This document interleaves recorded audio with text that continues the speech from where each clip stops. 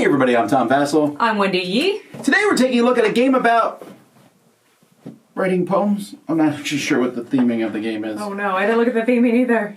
Played the role of a noble of the dynasty who contributed to construction of monumental complex of the Alhambra and to the carving of the poems that adorn its walls. Okay, now that's something to do with poems. That sounds right. Sabika, this is the most Euro game you're going to play all year. That might not be true, but it's close. Either way, Wendy's going to show you a little bit of how it plays. Here we go. Sabika takes place across 5 rounds. Each round consists of every player having 4 actions on this rondel. And the basic actions that are covered are building these major constructions over here, minor constructions, increasing your storage, and building poetry, as well as doing some shipping stuff down here. This rondel right here is where all the magic happens. There is a large, medium, and a small rondel, and each one of those has associated large, medium, and small workers. At the beginning of the rounds, they'll be standing up. You can move them up to 2 spaces, perform the action. Sometimes there's additional cost to move farther or to go to a space where someone's at. But after you've completed whatever the action is, you lay down your worker, and you just go back and forth until all the workers have been spent. Everyone lays down because they're tired from a hard day work. And then you continue on to refresh everything and get everything ready for the next round. I'm not going to explain all of the actions of the game, but just for a kind of a brief understanding, this outer ring over here, this allows you to increase your storage. It allows you to get some resources and allows you to make these major and these minor constructions over here. These cards connect and they give you extra bonus actions as explained on this nice little card here. As well as these ones up here give you whatever bonus is on the tile itself. So every time you build these, you get something more. And then there's also the poetry over here. These nice little scroll looking things allow you to build these little poetry things. And they're either ongoing bonuses or instant bonuses, and you choose which one you want on the card. You can also get these end game poetry cards that just give you end game points. And then over here we have the ships and the negotiate action, which allow you to do stuff on the ship board or the bottom part. This area down here is the shipping action. You go ahead and you pay the cost to move to a new area. Then you can add your boat to the left side, gaining any bonuses on the left. And then you need to pay good. If you happen to match goods, you get extra cool stuff. If not, you still get some basic rewards like victory points and pariah points. You also gain this one-time bonus. And then the other action that you can do down here after you ship to an area is you can choose to consolidate, which then you move to the right side. Anything blue is an ongoing bonus. Anything red is an instantaneous bonus. So the red ones are like complete full actions, whereas the blue ones are usually some sort of resource or points. So those are some of the basic actions. One of the special things about this game is how you spend your resources to be able to get these different items up here. Now, if you take a look over here at these small constructions or these minor constructions, it shows that you need to spend one of these 3 resources, but then you can also overspend. Now, if you overspend, you can use 2 other different resources, and when you do, you gain points for all the resources that you spend. So if you're able to add some glass and some marble to your fancy constructions, you make them way fancier and you get a lot more victory points. But if you can only do something super basic and just get one of these, or just spend one of these little like stone, then cool, you have a stone place, but it's only worth 1 victory point. Those are some of the basic big actions of the game. Of course, there's different ways to trade resources. There's different ways to get points and such.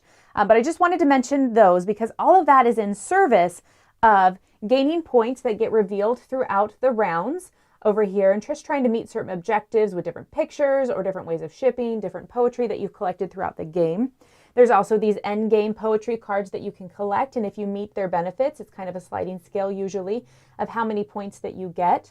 There's also an end game trading card that has a specific set of points for meeting a type of objective on this little trade route area down here usually. And then any super upgraded goods and those kind of things throughout the game will give you more points as well. So there's a lot going on. I didn't go through all the rules, but let's get into the review now.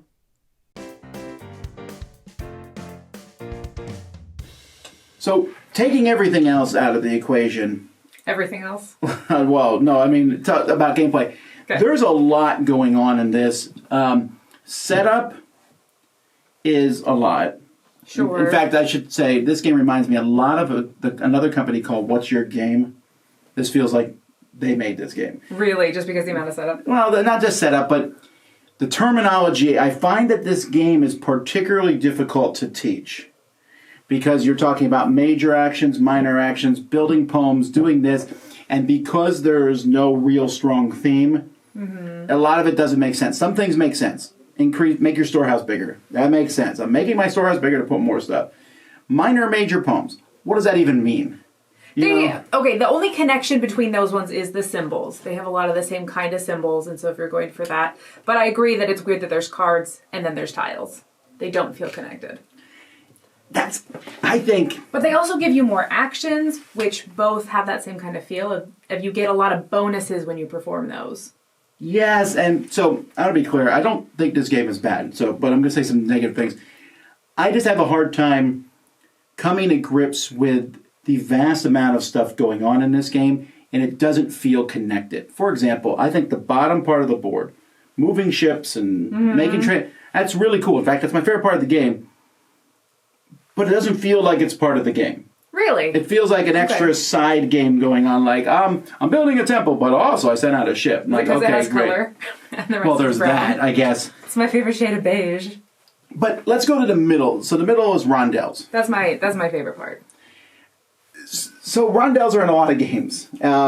Most games have one rondelle. This one has three. Yeah. That you're spinning around with major and minor actions, and for once, the minor actions are truly minor.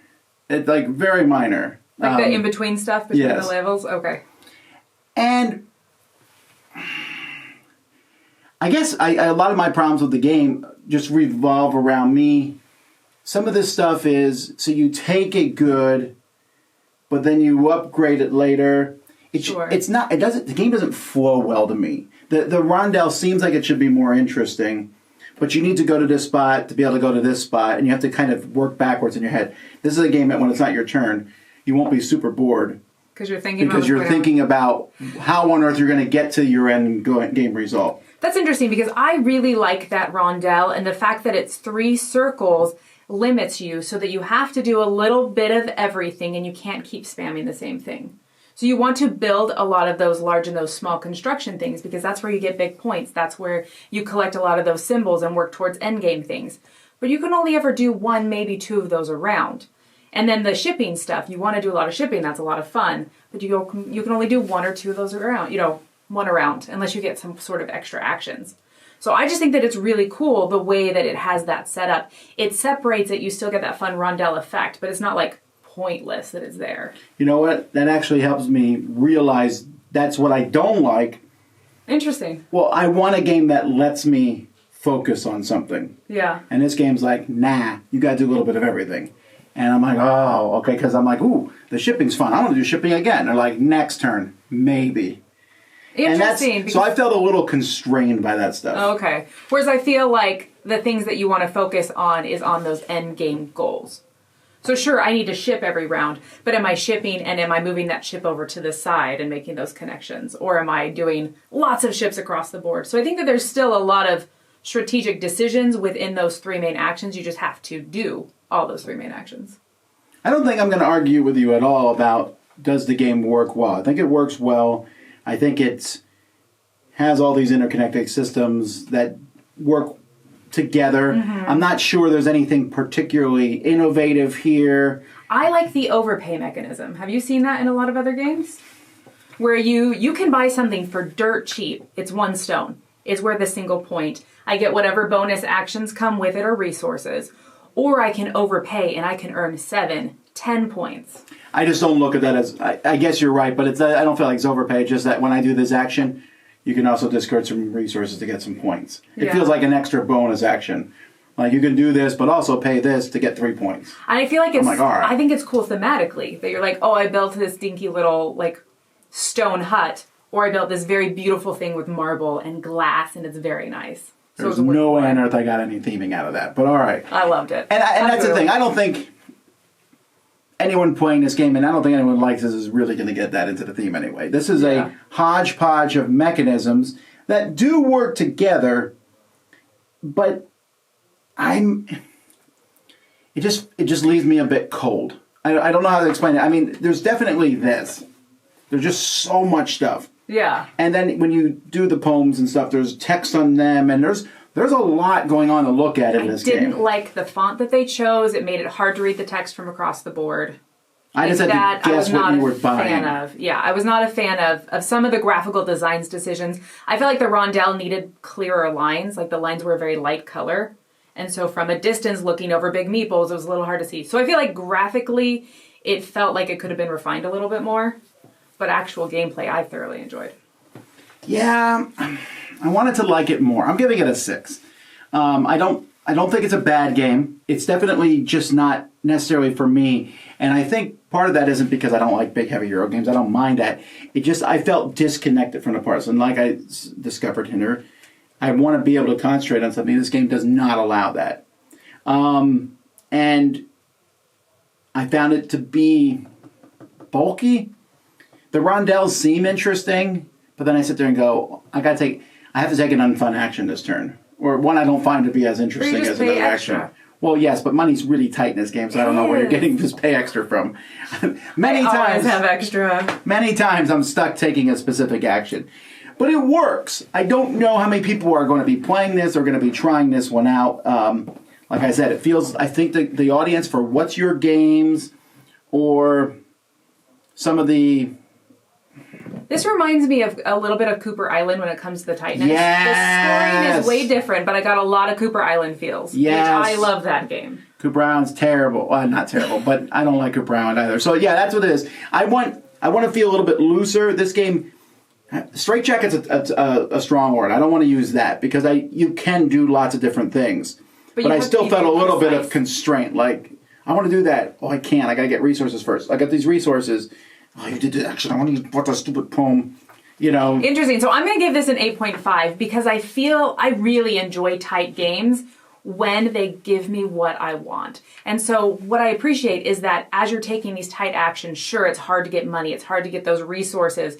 But when you make it work out, those money and those resources, spending a little extra to move a little farther, building something, then suddenly I can do another action with that, or I can get more resources for next turn. So I feel like it's that planning and that puzzle of how am I going to organize myself and my turns so that I can prepare for my next turn. And I love that. I think it's tons of fun. So yeah, 8.5 for me. Well, there you go. I think this definitely has a very specific audience who it's going to appeal to. This is not going to be for everyone. It's very different than a Rosenberg game. A Rosenberg game is like, here's lots of stuff. Now figure out how to use it. Right. This game's like, you work for your stuff, but then you use it different ways. So, yep. That's Sabika. Sabika. I'm Tom Vassell. I'm Wendy Yee. We'll see you next time.